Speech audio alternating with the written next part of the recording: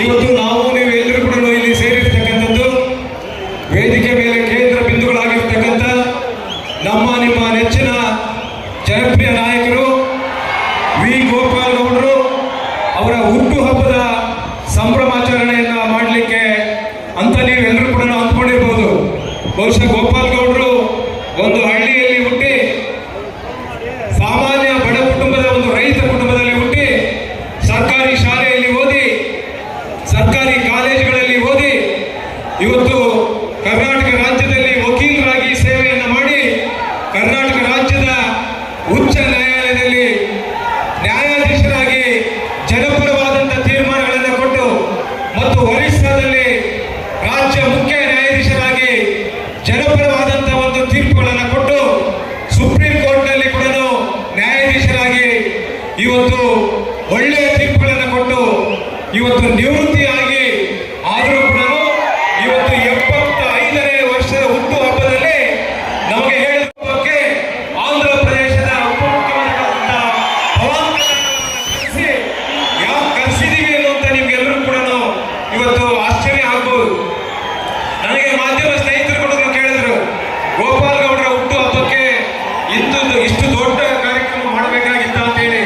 ನಾನು ಹೇಳಿದೆ, ಮಾಧ್ಯಮ ಸ್ನೇಹಿತರಿಗೆ ಹೇಳಿದೆ, ನೀವು ಗೋಪಾಲ್ ಗೌಡರ ಹುಟ್ಟುಹಬ್ಬ ಅಷ್ಟೇ ನೆಪ ಮಾತ್ರ ನಮಗೆ, ಆದ್ರೆ ಗೋಪಾಲ್ ಗೌಡರ 75ನೇ ವರ್ಷದಲ್ಲಿ ಅವರ ಕಳಕಳಿ ಅವರ ಕಾಳಜಿ ಏನಿತ್ತು ಅಂತ ಹೇಳಿದ್ರೆ ನಮ್ಮ ಕೋಲಾರ ಜಿಲ್ಲೆ ಮತ್ತು ಚಿಕ್ಕಬಳ್ಳಾಪುರ ಜಿಲ್ಲೆ ಬೆಂಗಳೂರು ಗ್ರಾಮಾಂತರ ಜಿಲ್ಲೆಗೆ ಕೃಷ್ಣಾ ನೀರನ್ನ ಹರಿಸಬೇಕು ಅಂತ ಹೇಳಿ ಇವತ್ತು ಆಂಧ್ರ ಪ್ರದೇಶದ ಉಪಮುಖ್ಯಮಂತ್ರಿಗಳಂತ ಪವನ್ ಕಲ್ಯಾಣ್ ಅವರನ್ನ ಇವತ್ತು ಕರೆಸಿರ್ತಕ್ಕಂಥದ್ದು.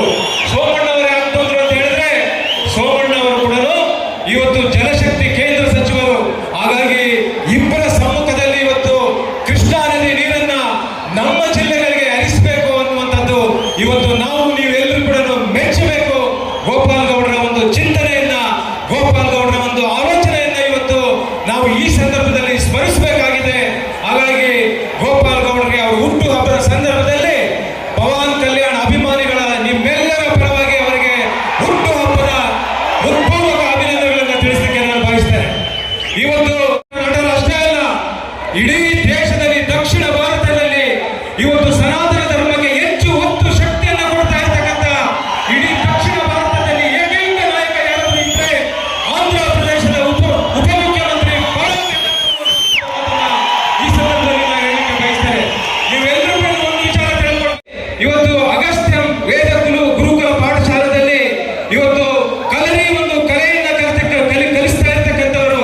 ಬಹುಶಃ ಇವತ್ತು ಆಂಧ್ರ ಪ್ರದೇಶದ ಉಪಮುಖ್ಯಮಂತ್ರಿಗಳು ಕೂಡ ಇವತ್ತು ಅಂತ ಒಂದು ಕಲೆಯನ್ನ ಇವತ್ತು ಕಲಿತಿದ್ದಾರೆ ಅಂತ ಹೇಳಿದ್ರೆ ದಕ್ಷಿಣ ಭಾರತದಲ್ಲಿ ಇರ್ತಕ್ಕಂಥ ರಾಜಕೀಯ ಕ್ಷೇತ್ರದಲ್ಲಿ ಇರ್ತಕ್ಕಂಥ ರಾಜಕಾರಣದಲ್ಲಿ ಇವತ್ತು ಕಲರಿಯನ್ನ ಕಲಿತಿರ್ತಕ್ಕಂಥ ಏಕೈಕ ರಾಜಕಾರಣಿ ಯಾರಾದರೂ ಇದ್ರೆ ಅದು ಪವನ್ ಕಲ್ಯಾಣ್ ಅವರು ಅನ್ನುವಂಥ ಹಿಂದೆ ರಾಜ ಮಹಾರಾಜರು ಮಲ್ಲ ಯುದ್ಧ, ರಥ ಯುದ್ಧ, ಗದ ಯುದ್ಧ, ಕತ್ತಿ ಯುದ್ಧ ಅಂತ ಮಾಡ್ತಾ ಇದ್ರು. ಇವೆಲ್ಲವನ್ನು ಮೀರಿಸುವಂತದ್ದು ಕಲರಿ ಎನ್ನುವಂತ ಒಂದು ಕಲೆ. ಅಂತ ಕಲೆಯನ್ನ ಕಲಿತಿರ್ತಕ್ಕಂಥ ಇವತ್ತು ಪವನ್ ಕಲ್ಯಾಣ್ garu ನಿಜವಾಗ್ಲೂ ಕೂಡ ಇವತ್ತು ಯಾಕೆ ಆ ಕಲೆಯನ್ನ ಕಲಿತಿರ್ತಕ್ಕಂಥದ್ದು ಅಂತ ಹೇಳಿದ್ರೆ ಬಹುಶಃ ಇವತ್ತು ಆಧ್ಯಾತ್ಮಿಕವಾಗಿ ಧಾರ್ಮಿಕವಾಗಿ ಇವತ್ತು ಸನಾತನ ಧರ್ಮಕ್ಕೆ ಹೆಚ್ಚು ಶಕ್ತಿಯನ್ನು ಕೊಡುವಂಥದ್ದು, ಸನಾತನ ಧರ್ಮಕ್ಕೆ ಹೆಚ್ಚು ಸಹಕಾರಿಯಾಗುವಂತಹ ಈ ಒಂದು ಕಲೆ. ಹಾಗಾಗಿ ಅವರಿಗೂ ಕೂಡ ಈ ಸಂದರ್ಭದಲ್ಲಿ ಹೃತ್ಪೂರ್ವಕ ಅಭಿನಂದನೆಗಳನ್ನ ಸಲ್ಲಿಸಲಿಕ್ಕೆ ನಾನು ಬಯಸ್ತೇನೆ. ಬಹುಶಃ ಇವತ್ತು ಗೋಪಾಲ್ ಗೌಡರ ಒಂದು ಚಿಂತನೆ ಉಪಮುಖ್ಯಮಂತ್ರಿಗಳಂತ ಪವನ್ ಕಲ್ಯಾಣ್ ಅವರಿಗೆ ಇವತ್ತು ನಿಮ್ಮೆಲ್ಲರ ಪರವಾಗಿ ನಾನು ಅವರಲ್ಲಿ ವಿನಂತಿ ಮಾಡುವಂಥದ್ದು ಏನಂದ್ರೆ, ಪವನ್ ಕಲ್ಯಾಣ್ ಸರ್, ಮಾ ದೀಟ್ಲ ಮಾ ಜಿಲ್ಲೆಲ್ಲ ಇವತ್ತು ತಾಗೆ ನೀಡಲಿಕ್ಕೆ 1500 ಡೆಪ್ತ್, ಇವತ್ತು 2000 ಸ್ಕ್ವೇರ್ ಫೀಟ್ ಡೆಪ್ತ್ ಲೋಪದ ಪದಗಳನ್ನು ಇವತ್ತು ನೀರು ಸಿಗ್ತಲ್ಲ. ಇದು ಆ ಜಿಂಕೆ ನೀರು ಕೂಡ ಫ್ಲೋರೈಡ್, ಹೈಡ್ರೋಜನ್, ಇವತ್ತು ಯುರೇನಿಯಂ ಕೂಡ దాంట్లో కలుస్తా ఉంది. మా నీళ్లు జనాలు తాగేకి మంచి నీళ్లు కావాలా. మా సర్కార్ కర్ణాటక సర్కార్ల ఎత్తిన ಒಳ್ಳೆ ಯೋಜನೆ 2014 ಪ್ರಾರಂಭ చేసి ಈ ಪದ ಉಂಡೆ ಮುಖ್ಯಮಂತ್ರಿ ಆ ಪದ ಕೂಡ ಉಂಡ್ರಿ ಸಿದ್ದರಾಮಯ್ಯ ಅವರು ವರ್ಷಕ್ಕೆ 3 years ಇಸ್ತಾಮ ಅಂತ తాగే నీళ్లు ಎತ್ತಿನ ಒಳ್ಳೆ ಪ್ರಾಜೆಕ್ಟ್ 11 years ಐತೆ. ಈ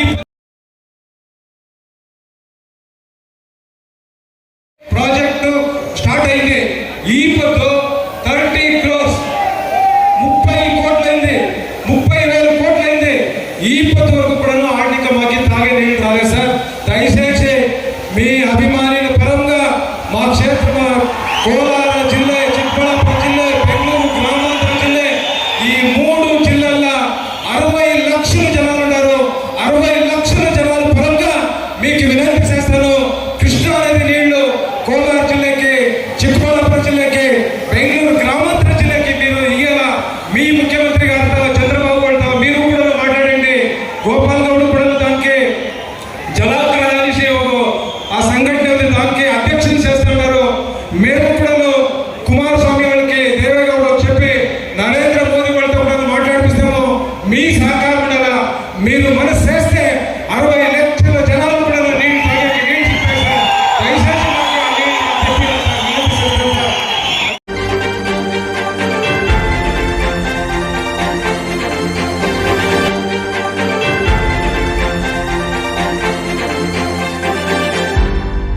ನೀವು ನಮ್ಮ ಚಾನಲ್ಗೆ ಸಬ್ಸ್ಕ್ರೈಬ್ ಆಗಿಲ್ಲ ಅಂದರೆ ಈಗಲೇ ಸಬ್ಸ್ಕ್ರೈಬ್ ಆಗಿ ಪಕ್ಕದಲ್ಲೇ ಇರುವ ಬೆಲ್ ಐಕಾನ್ ಕ್ಲಿಕ್ ಮಾಡಿ. ಮತ್ತಷ್ಟು ಅಪ್ಡೇಟ್ಗಳಿಗಾಗಿ ಫೇಸ್ಬುಕ್, ಇನ್ಸ್ಟಾಗ್ರಾಮ್, ಟ್ವಿಟರ್ನಲ್ಲಿ ಫಾಲೋ ಆಗಿ.